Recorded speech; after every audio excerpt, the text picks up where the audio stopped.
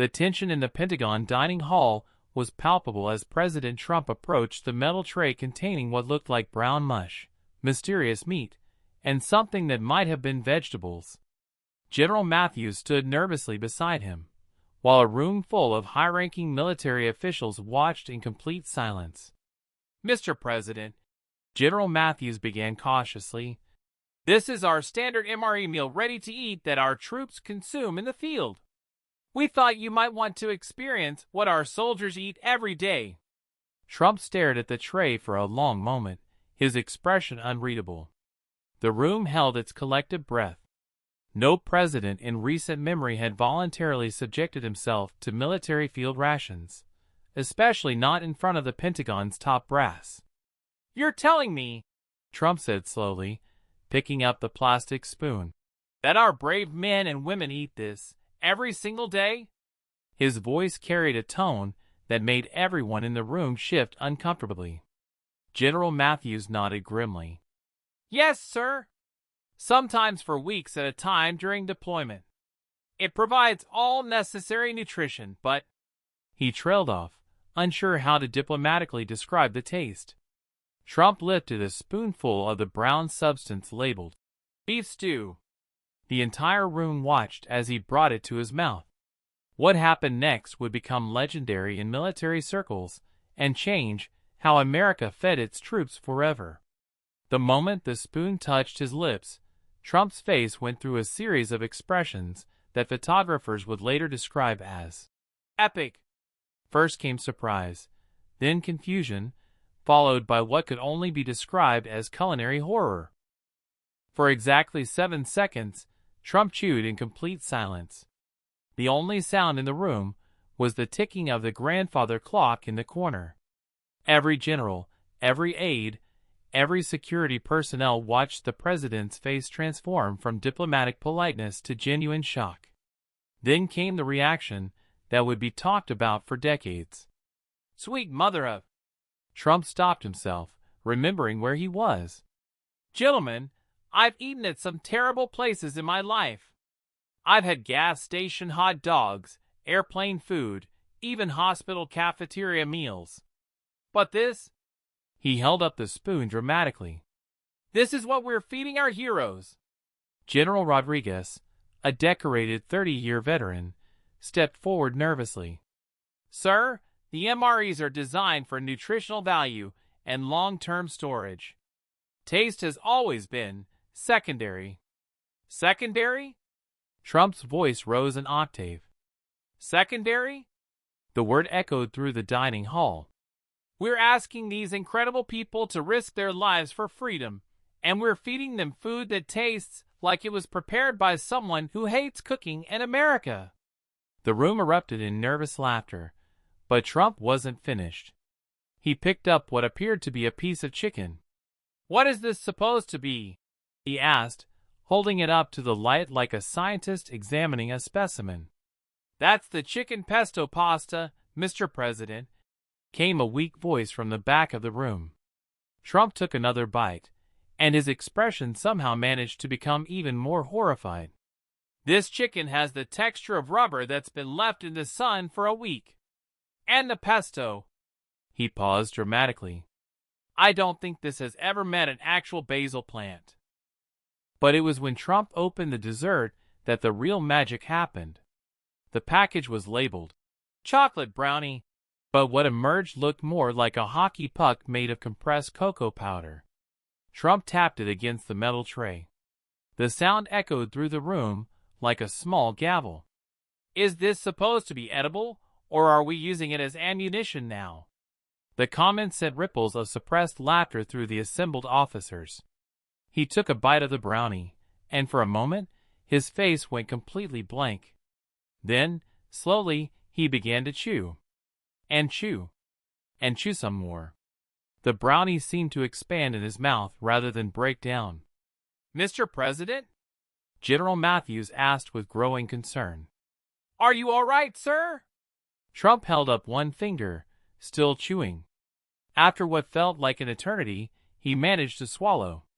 "Gentlemen," he said, his voice slightly hoarse, I just discovered what happens when chocolate loses its will to live." The room could no longer contain itself. Laughter erupted from every corner, but it was nervous laughter mixed with embarrassment.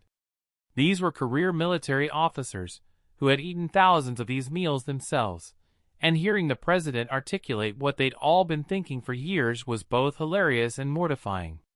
But Trump wasn't done with his culinary adventure. He spotted something labeled vegetable crackers and decided to press on. "Let's see what vegetables taste like when they've given up hope," he announced, opening the package. The crackers looked like small, beige tiles. Trump bit into one, and the crunch was so loud it startled the Secret Service agent standing near the door. "These crackers," Trump announced after another epic chewing session, "have the flavor profile of cardboard that's been seasoned with disappointment." The room was now in full laughter, but Trump raised his hand for silence. His expression suddenly became serious. "But here's what's not funny, gentlemen." The laughter died instantly. "Our troops eat this every day, and they never complain. Do you know what that tells me about the character of our military?" The room fell into complete silence. You could hear a pin drop. "It tells me that our men and women in uniform are so dedicated to serving this country that they'll endure anything, even food that could be used as building materials, without a single complaint." His voice grew more passionate. "They're out there protecting our freedom, and we're feeding them meals that taste like they were prepared by someone who learned to cook from a chemistry set." General Matthews shifted uncomfortably. "Sir, the military food service has always operated on a very tight budget." "Budget?" Trump's eyebrows shot up. "We spend billions on weapons systems, but we can't figure out how to make food that doesn't require an act of courage to consume?" He picked up the brownie again and held it up. "This thing could probably stop a bullet. Maybe we should issue them as body armor." The nervous laughter returned, but everyone could sense that something bigger was happening. This wasn't just a president making jokes about bad food. This was a man who had just realized that America's finest were making daily sacrifices that went far beyond the battlefield. Trump pushed the tray away and looked directly at General Matthews. "How long would it take to completely overhaul the military food system?"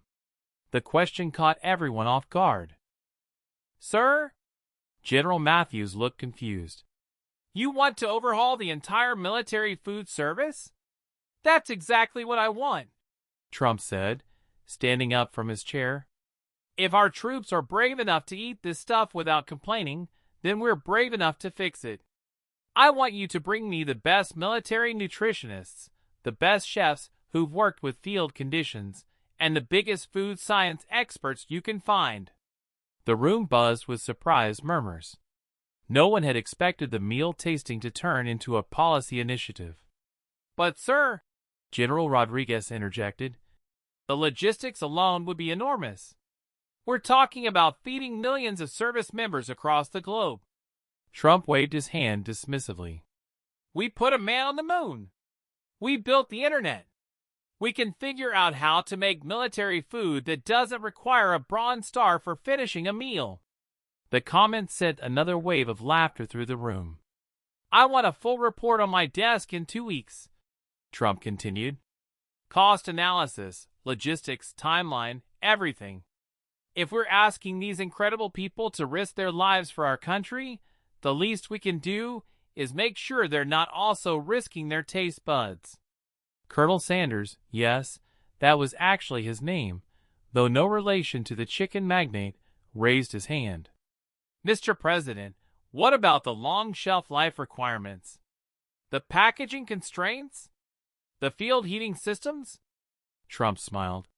"Colonel, those are all engineering problems, and Americans are really good at solving engineering problems. What we're not good at, apparently, is making food that doesn't taste like it was designed to punish people for being hungry." Trump picked up the brownie one more time and examined it. "You know what this reminds me of? My first apartment in Manhattan. The landlord was so cheap, he installed carpeting that was probably made from recycled cement. But here's the difference: I could move out. Our troops can't. The laughter in the room had evolved from nervous chuckling to genuine appreciation. Everyone could see that the president's humor was masking a deeper concern for military welfare. "Tell me something," Trump said, addressing the room. "How many of you have actually eaten these meals regularly?" About half the hands in the room went up. "And how many of you genuinely enjoyed the experience?" Every single hand went down immediately. "That's what I thought." Trump nodded knowingly. "So we have a room full of intelligent, experienced military leaders who have all suffered through these meals, and somehow nobody thought to fix the problem until now." General Matthews cleared his throat. "Sir, there have been attempts to improve the food over the years, but budget constraints, bureaucracy, and the technical challenges have always—" "Bureaucracy?" Trump interrupted. "We're fighting bureaucracy while our troops are fighting actual enemies, and somehow the enemies are winning the food battle?" The absurdity of the statement sent the room into another round of laughter. "Here's what we're going to do," Trump announced, his business instincts kicking in. "I want to see the current contracts for military food service. I want to meet with the companies that are producing this. I'm going to call it food for diplomatic reasons. And I want to understand why it costs so much to make something that tastes so little." Admiral Thompson, who had been silent throughout the meal, finally spoke up. "Mr. President, you should know that our troops have developed quite a sense of humor about the food. They've created entire folklore around MREs." "Folklore?" Trump's curiosity was piqued. "What kind of folklore?" Admiral Thompson smiled for the first time that day. "Well, sir, they call MREs meals refusing to exit because of the digestive challenges they present. The beef stew you just tried? They call that Mystery Meat Monday, even when it's served on a Tuesday." Trump laughed genuinely for the first time since starting his meal. "That's actually pretty clever. What else?"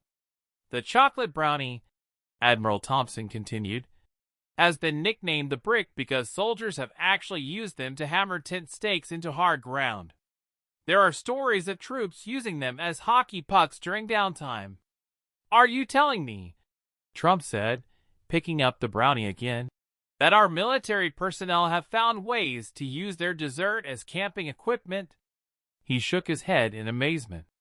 "That's either incredibly resourceful or deeply concerning. Probably both." The mood in the room had shifted completely. What had started as a formal, tense military briefing had become an honest conversation about a real problem that affected real people. "You know what the saddest part is?" Trump continued. "Our troops are so professional, so dedicated, that they've turned suffering through bad food into a bonding experience. They're finding ways to laugh about something that shouldn't be funny." He stood up and walked around the table, looking at each officer. "Every single person in this room has eaten better food at a gas station than what we're serving our heroes. Think about that for a minute." The room fell silent as the weight of that statement sank in.